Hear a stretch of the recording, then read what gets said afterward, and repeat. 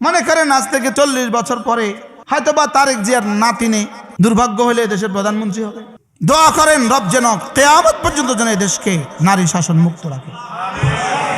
বলেন আমিন, বলেন আমিন। কলিজা থেকে বলতে থাকবেন, কলিজা থেকে। রব যেন এই গজব আর আমাদের উপরে জীবনে কখনো চাপিয়ে না দেয়। যে জাতির উপরে নারী শাসন করে, আল্লাহ রসুল বলেন ওই জাতির উচিত, ওই জাতির জমিনের পিঠ থেকে জমিনের পেট ওদের জন্য শ্রেষ্ঠ।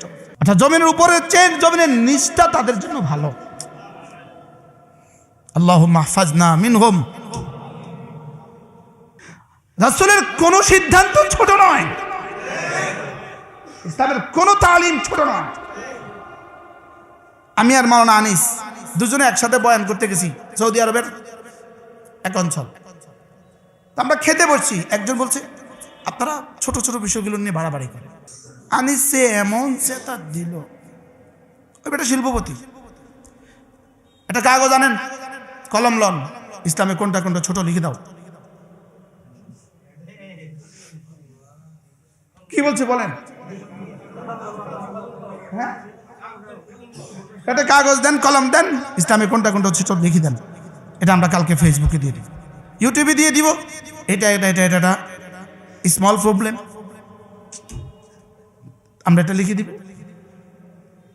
ইসলামে কোনটা কোনটা ছোট এটা তো বলে দাও না, ইসলামে কোনটা ছোট নয়। বলেন কি বলছি? সুবহানাল্লাহ। মিশর বিজেতা, মিশর বিজেতা, মিশর বিজেতা হযরত ওমর রাদিয়াল্লাহু তাআলাকে কি বলছিলেন? আমির, আপনি যাচ্ছেন ফিলিস্তিনে, শুধু একটু তালিওয়ালা জামাটা একটু খুলে একটা ভালো জামা পরে দেন। আজীব না? আমির, আমির মুহতারাম, তালিওয়ালা জামাটা খুলে একটা তালি ছাড়া একটা জামা পরে নেন। 13টা তালি জামা। কি হয়তো আমির বলেন, শোনো, হযরত ওমর বললেন যদি হাতে চাবুক থাকতো পিঠে চাবুক লাগাতাম তোমার। যদি এই মুহূর্তে চাবুক থাকতো পিঠে চাবুক লাগাতাম। এবার আমির গেলেন, খ্রিস্টানদের পাদ্রী যার হাতে বাইতুল মুকাদ্দাসের চাবি, আমিরের সৌজন্যে বিশাল, আমিরুল মুমিনিনের সৌজন্যে বিশাল কনফারেন্স।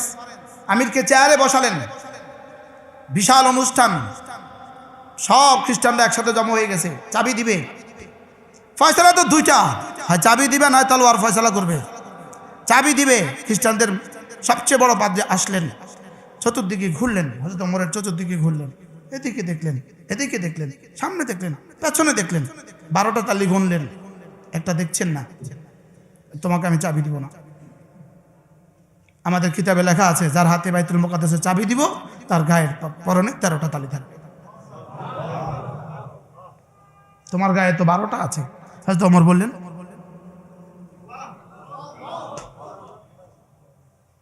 সুবহানাল্লাহ। আপনি বলবেন ছোট জিনিস, আপনি বলবেন ছোট জিনিস না, কোনোটা ছোট নয়। কি বলছি বলেন? একটাও ছোট নয়। মসজিদে ডান পা দিয়ে ঢুকা না, ছোট নয়। বাথরুমে বাম পা দিয়ে ঢুকা না, ছোট নয়। কি বলছি বলেন? আপনি বলবেন আমি গত 20 বছর ফজর পড়ি নাই, আমার কোনো অসুবিধা হয় না। না না, অসুবিধা হয় না, আপনি অপেক্ষা থাকেন কি হবে দেখেন।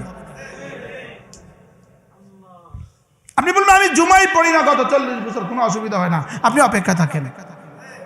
ওয়েট অ্যান্ড সি, আপনি অপেক্ষা করুন, আপনি অপেক্ষা করুন। আর কি বলছি বলেন? কাল্লা সাউফা তা'লামুন সুম্মা কাল্লা সাউফা তা'লামুন কাল্লা লাউ তা'লামুনা ইলমাল ইয়াকিন। আপনি অচিরেই দেখবেন, বলেন আপনি অচিরেই দেখবেন। এজন্য বেগম জিয়ার ছবিগুলো যদি আপনারা ক্লোজ করতেন, এই ছবিগুলো পরিবর্তে নামটাই ব্যবহার করতেন। পুরো কোরআনে কারীম শুধু একজন মহিষীর নাম উল্লেখ করেছে, হযরত মারিয়াম, আর কোনো মার নাম উল্লেখ করে নাই।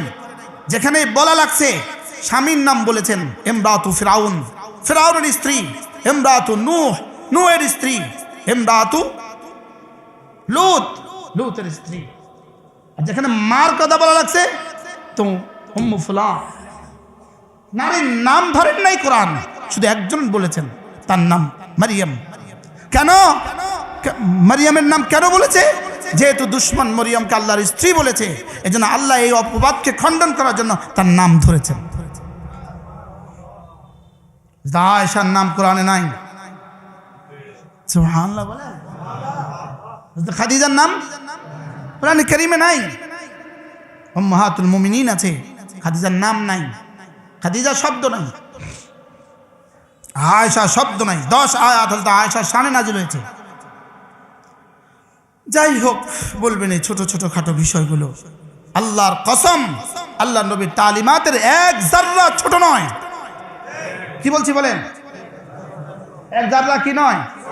শুধু মেসওয়াক ছাড়া যখন নামাজ পড়ি ওই নামাজকে চোর চোর লাগে। ও মেসওয়াক রুমে রয়ে গেছে, এটাকে চোর চোর লাগে, মনে হয় যেন অসম্পূর্ণ হয়ে গেছে। আল্লাহ আমাদের সবাইকে বোঝা মানা সহজ করে দেন। তাহলে 3 কাজ। 1 নাম্বার আতা, দিয়েছেন। 2 নাম্বার ওয়াত্তাকা, আল্লাহকে ভয় করেছেন। 3 নাম্বার ওয়াসাদ্দাকা বিল হুসনা, আমি যা যা বলেছি সবকে বিশ্বাস করেছেন। সুবহান, সবকে কি করেছেন? আল্লাহ তাআলা বলেন আমিও কথা দিলাম, ফাসানুয়াসসিরুহু লিল ইউসরা, জান্নাতে যাওয়ার যত আমাল আছে সব আমি তার জন্য পানির মতো সহজ করে দিলাম। সব কি করে দিলাম? ফজর আমার আব্বার ঘরে, আব্বার রুমের পাশেই তো আমার রুম ছিল, একই বিল্ডিং ঘরে। আমার আব্বাকে আমি তাহাজ্জুদ ছুটতে দেখি না, যারা রাত ঘুমাইতো, মাহফিল থেকে আসতো, আব্বা তাহাজ্জুদে হাজির, এত মধুময় করে জিকির করতেন। মাঝে মাঝে নানুপুরের মতো শেরগুলো পড়তেন আর জিকির করতেন, আওয়াজ মৃদু আওয়াজ দিয়া চলছে চলছে। হ্যাঁ, উনি বলতেছেন তো তাহাজ্জুদের নামাজ আমাদেরকে ইতিকাফে জামাতেই পড়ায়। ফাসানুয়াসসিরুহু লিল ইউসরা, এই শহরে কি আব্বা এক কাঠা জায়গা কিনছিল? মাতে না। কত বছর এই মসজিদে ইমাম ছিলেন? প্রায় 30 বছর। তখন এই শহরে জায়গার দাম কত ছিল? কি আব্বা বলতেন, আমার ছেলেগুলো আমার সম্পদ। সুবহানাল্লাহ, আব্বাকে কেউ কিছু বললে আব্বা বলতো আমার ছেলেরা আমার সম্পদ। আলহামদুলিল্লাহ বলেন। আল্লাহ এই পরিমাণ দিছে, এই পরিমাণ দিছে, এই পরিমাণ দিছে, যে আলহামদুলিল্লাহ জীবনে এই পরিমাণ সম্পদ কল্পনাও জীবনে আসে নাই। আলহামদুলিল্লাহ বলেন, আবার বলেন আলহামদুলিল্লাহ। তবে আমার বাবার জিকির দোয়া ওই তাহাজ্জুদ বইরা রবের কাছে ঘষায়া দিয়ে গেছে। ঘষায়া, আল্লাহ 10টা পুত্রে তোমার কাছে ঘষায়া দিয়ে গেল। কি করছে বলেন? আলহামদুলিল্লাহ বলেন। আলহামদুলিল্লাহ, আলহামদুলিল্লাহ, আবার বলেন আলহামদুলিল্লাহ, আলহামদুলিল্লাহ, আলহামদুলিল্লাহ। কয় কাজ পাইছি? কি কি? আল্লাহ রাস্তা দেওয়া, বলেন। 2 নাম্বার গুনাহ ছেড়ে দেওয়া। 3 নাম্বার বিশ্বাস করা। 3টা, কয়টা? প্রত্যেকে মনে মনে বলেন আল্লাহ এই 3টা আমাকে দিয়ে দেন। কি কি? কি কি? আল্লাহ রাস্তা দেওয়া, বলেন। 2 নাম্বার আল্লাহর ভয়ে গুনাহ ছেড়ে দেওয়া। 3 নাম্বার বিশ্বাস করা। তাহলে আপনি ফজরে জুমায় আসরে ছুটবেন কখন? ছুটে আসবেন কেন? অসাদ্দাকা বিল হুসনা করলে ছুটে আসবেন।